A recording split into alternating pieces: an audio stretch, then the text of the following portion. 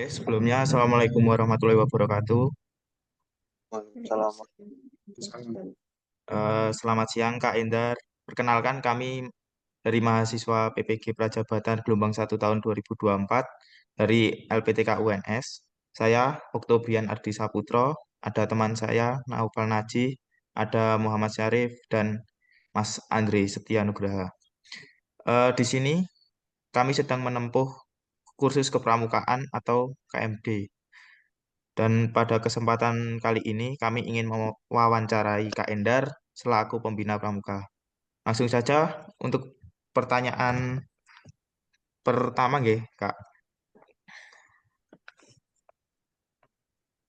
Oke. Pertanyaan yang pertama, apa saja strategi Kakak untuk mencapai SKU dan SKK peserta didik golongan penggalang? Oke, sebelumnya saya mohon maaf karena pakaian saya ini bukan pakaian pramuka karena saya berada di jam mengajar dan hari ini adalah hari Kamis jadi pakainya tidak pramuka. Tidak apa-apa ya. Ya, Kak. Oke. Ya, yang belum kenal dengan saya bernama Indah Fitriani. Saat ini saya mengajar di SDN 02 Pelosok dan saat ini juga saya sebagai pembina penggalang di SDN 02 Pelosok Jember. Oke, untuk pertanyaan yang pertama, apa saja strategi untuk mencapai SKU dan SKK di lingkup instansi saya adalah yang pertama, kita harus rajin latihan. Terus yang penting, kita harus menanamkan untuk anak-anak itu menghafal dasar Dharma dan Prisatya. Terus untuk yang penggalan ya ini ya. Terus yang terakhir ini, dapat memberi salam pramuka. Jadi kan untuk anak kelas 6 SD ini, kalau kelas 5 juga bisa, ding. Kelas 5 kelas 6 itu sudah termasuk penggalang. Jadi untuk di lingkup SD itu ada dua, siaga dan penggalang. Jadi untuk eh, bimbingan saya untuk kelas 5 dan kelas 6 itu, untuk mencapai SKK dan SKU adalah menanamkan dulu bagaimana nih caranya eh, salam pramuka. Terus kita juga mewajibkan mereka untuk menghafal dasar Dharma dan Trisakti. Oke. Itu. Baik, Kak. Terima kasih atas jawabannya. Untuk selanjutnya lanjut ke topik kedua saja. Pertanyaan dari saya, apa saja sih Kak program kerja Pramuka Penggalang itu? Oke, untuk program penggalang ya agak banyak ini. Yang pertama harus ada pencapaian SKU. Terus SKK-nya juga harus memenuhi syarat.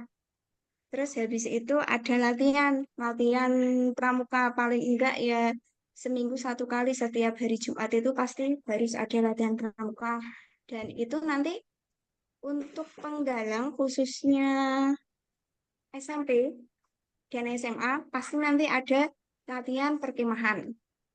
Kalau untuk di lingkup SD itu perkemahan belum terlalu kita tanamkan karena masih ada yang siaga gitu. Ya Kak, baik.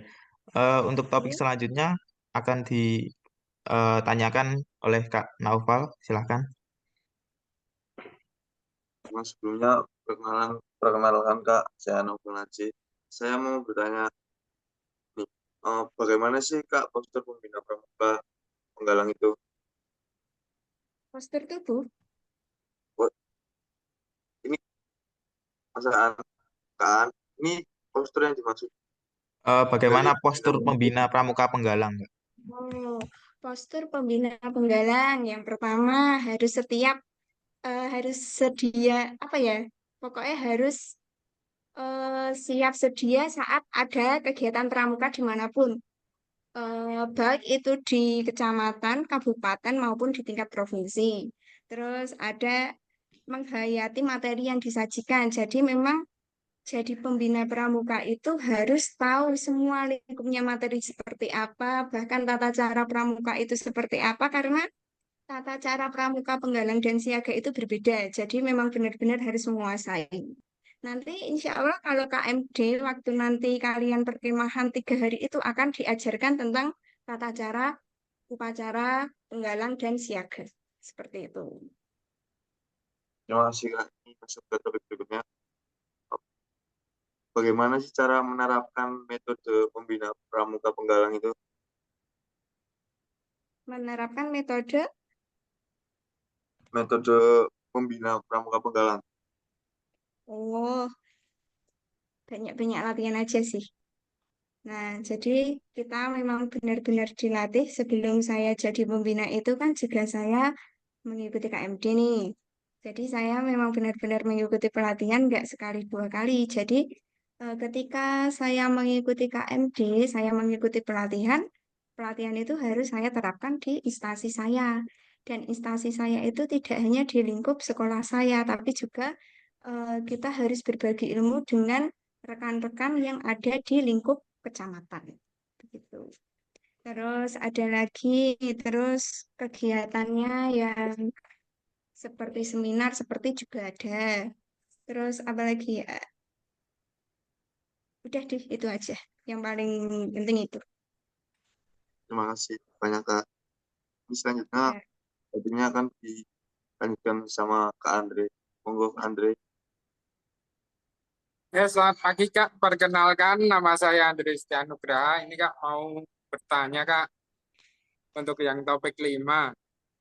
Maksud dari dunia penggalang itu apa sih Kak? Dan apa yang berkaitan dengan dunia penggalang? Penggalang itu apa ya? Jadi begini, sebelum ada penggalang itu ada siaga. Itu cara membedakannya adalah dengan umur. Umur 7 tahun sampai 10 tahun itu termasuk siaga, sedangkan untuk penggalang adalah 11 sampai 15 tahun. Jadi untuk penggalang itu adalah anak kelas 5 biasanya sampai SMP. Kelas 3 SMP itu penggalang. Materinya sedikit satu tingkat di atasnya siaga. Kalau misalnya di siaga itu ketika orientasi siswa baru harusnya itu ada persami, kalau siaga nggak ada. Tapi kalau penggalang ada. Tuh. Terus tadi apalagi? Oh, tingkatannya. Oh iya. Untuk penggalang itu ada beberapa tingkatan. Nanti ada tingkatan pramu, rakit, terap, dan garuda. Terus untuk apa lagi tadi yang satunya? Organisasi. Yang berkaitan dengan penggalang. Oh, cuma itu aja ya. Ya udah. Ya, Terus terus kalau penggalang itu nanti ada jambore. Ada, jadi setiap penggalang, jadi anak SMP itu biasanya kan sibuk banget tuh sama kegiatan pramuka yang mengikuti jambore, entah itu di tingkat kecamatan, kabupaten, ataupun sampai provinsi. Terus ada perkemahan juga. Terus ada penjelajahan. Ketika pramuka mereka pasti melakukan penjelajahan. Sudah itu. satu lagi ya Kak, itu mau Ya. bertanya. Contoh organisasi dan administrasi di penggalang itu apa aja? Kalau administrasi di penggalang ya, ya seperti kebanyakan organisasi pasti ada ketua. Ketua kalau di penggalang itu namanya Benru. Terus wakil namanya Wabenru, terus anggota. Terus nanti ketika mungkin ada satu organisasi pramuka yang ada di instansi, itu nanti ada tingkatan ketua, sekretaris, bendahara, dan anggota. Itu. Ada lagi? Untuk Kak, untuk selanjutnya bisa dilanjutkan dengan Kak Syarif. Oke Kak, terima kasih. Saya akan melanjutkan dari pertanyaan-pertanyaan tersebut, yaitu yang ketujuh, apa saja problematika pengelolaan gudeg dan pembinaan pramuka penggalang itu Kak? Kalau menurut saya kalau di gudegnya nggak ada ya. Yang ada problematika itu adanya di pembina. Jadi seperti guru yang lulusan bukan PGSD itu di instansi atau kuliah itu pasti tidak ada KMD. Termasuk saya sendiri kemarin saya lulus S1 itu saya tidak ada pelajaran KMD tuh. Terus saya masuk SD baru ada kegiatan KMD sehingga teman-teman saya yang PGSD itu mereka sudah KMD di kuliah, saya harus mengikuti ketika saya sudah menjadi guru. Nah, ada yang ikut, ada yang tidak, sehingga problematikanya itu adalah ketika guru yang menjadi pembina tidak memiliki pengalaman mengikuti KMD. Jadi pelatihannya kurang, untuk menerapkannya ke anak-anak juga kurang, jadinya dalam membina itu kurang maksimal. Itu problematikanya.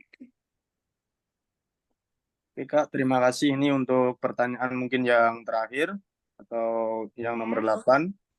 Bagaimana strategi pengelolaan gudeg dan pembinaan pramuka penggalang itu, Kak?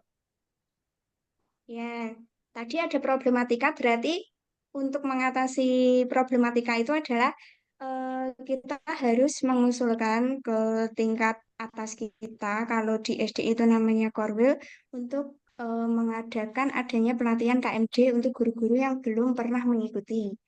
Nah, dan oh iya, tadi ya problematikanya itu kalau KMD itu kemarin saya sempat biayanya mahal. Jadi untuk ikut ini, untuk mengatasi hal ini, jadi kita ya memang harus ada usulan untuk mengurangi biayanya juga. Terus untuk tempatnya juga harus yang nyaman, yang enak dan sesuai dengan KMD gitu. Oke, baik. Terima kasih, Kak. Waktu sepenuhnya saya kembalikan ke moderator. Silahkan, Oh, Kak. Okto. baik Kak, habis ini kita cukupkan saja. Terima kasih Kak Endar sudah meluangkan waktunya untuk diwawancarai oleh kami. Kalau ada salah kata, kami mohon maaf. Terima kasih Kak. Ya, sama-sama semoga sukses untuk kedepannya untuk kalian semua. Amin.